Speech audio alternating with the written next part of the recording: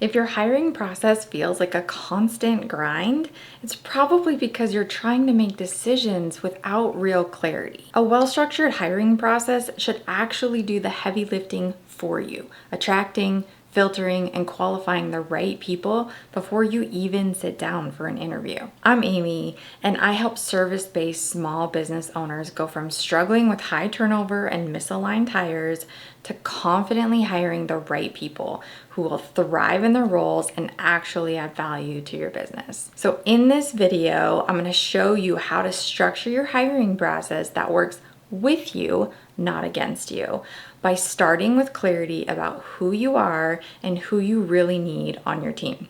So to do this, you can start by downloading the Get Clear on Your Brand blueprint that I have linked in the description below.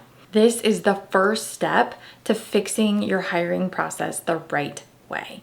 So most hiring problems aren't actually about people applying. They're about a lack of clarity in who you're trying to attract and why.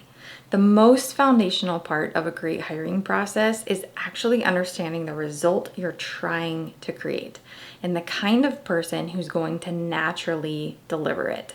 The key is to start with the end in mind. Before you figure out who you're going to hire, think about what is the experience that you want to deliver. So ask yourself 3 questions. 1, what is the outcome I want to achieve for my customers? 2, what is the experience I want to consistently deliver? And 3, what type of person naturally makes that happen without forcing it? These are the questions that are going to create the foundation for a hiring process that actually works. I'm going to use a real example here. Let's use a fly fishing outfitter.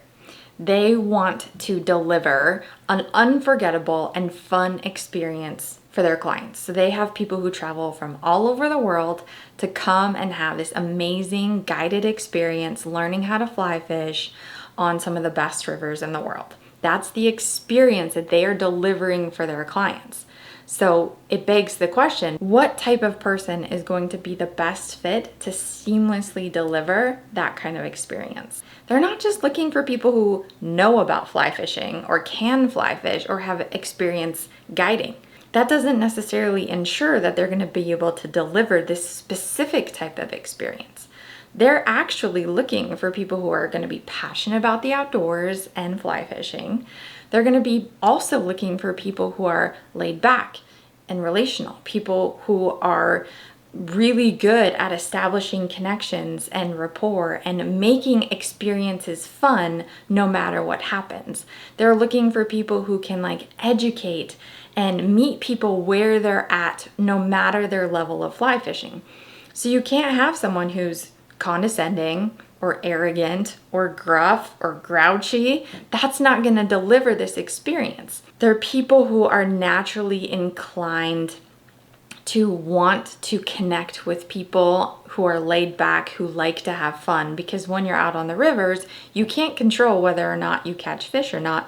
All you can do is control how the clients feel that day. So if you were to hire the wrong type of person, if you were to hire someone who was arrogant or dismissive or not great with people, you're going to create internal friction for yourself and for your clients. So then you're going to be dealing with more training, more coaching, more resistance, more drama, and you're not going to be able to deliver this amazing customer experience that you're promising. So by starting with the end in mind and starting with being clear on the type of experience that you want to be able to deliver for your customers, it's going to give you better clarity on the type of person who's going to be the best fit to be able to deliver that. So to do that, we're going to dive into 4 key areas that we want to have crystal clear clarity around in order to know exactly who that best person is going to be. So area number 1 is define your core values. What are the behaviors that matter no matter what? What are the guiding principles that are going to dictate how you operate and how you make decisions. So for this outfitter, it might be something like relationship driven, or always seeking to learn, humility, laid back, being able to pivot, being flexible. Like, you have to have these values of when you're bringing your employees on board and we're training them on the type of experience that we want to be able to deliver. We want to give them principles that would guide them on how to behave or react in any given situation so that they're always in line with that brand experience. Area number 2 that we want to define are the winning personality traits. So what are the traits of the people who really thrive on your team? And we don't have to make this stuff up. We have to look at the people who actually are already on our team and say, what is it about these people that makes them thrive in our organization? What is it about them that makes it so that they excel in the type of experience that we're offering? So for this outfitter, we're looking at things like they're really personable, they're super humble, they're really laid back, and these are very similar to the values. Like, the values shape how you decide and act as a company, but the traits are things that are ingrained and inherent in people. And so you're looking for traits that they have that are going to match the types of values that you have as a company, and it's completely based off of people. The next thing we have to determine is, what is our working style? What is the vibe, the energy, or the pace at which we work? Everybody has their unique style. You could be a company where you are super fast paced, you have to be able to think on your feet. Maybe it's a type of environment where things are changing all the time, and you need people who thrive in that, with that type of energy. Or you might be a business where it's very structured, it's very methodical, we take things one at a time. We're not constantly multitasking. A lot of times we're focused on one task and completing it with accuracy and quality. These are two very different types of paces, and not everybody thrives within the same pace. Sometimes if you're very fast paced and you're constantly needing to be able to pivot, that can be really overwhelming and really stressful for some people, but it might be really thrilling and challenging for somebody else.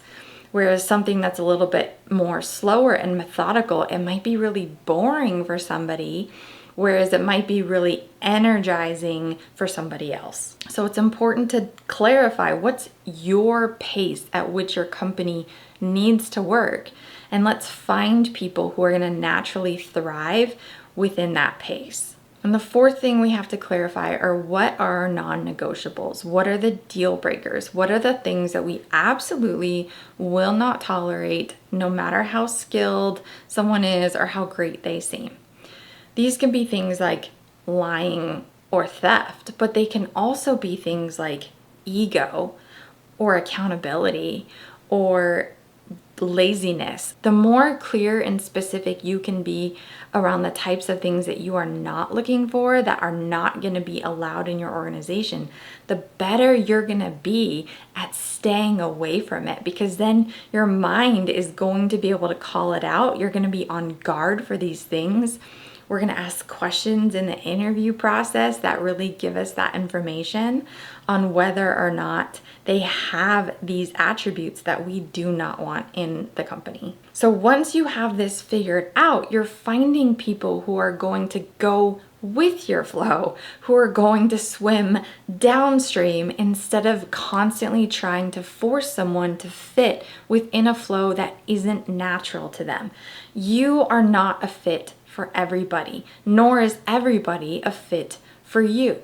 So the more clear we can be on what do we need within our organization, what is the experience we're trying to provide for our customers, and let's attract and find people who are the most naturally aligned to be able to deliver on this experience. So once you have this defined, everything changes. You're going to write better job postings to attract people. You're going to ask better questions. You're going to stop hiring people who go against your current, and you're going to build a team that's aligned and moving in the same direction. Your hiring process is really where you have the greatest amount of leverage.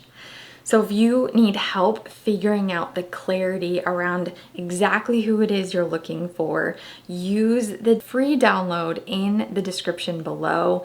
It's the step by step to walk you exactly through these things that we just went through so that you are crystal clear on who it is that you need to hire in order to create the best experience for your customers.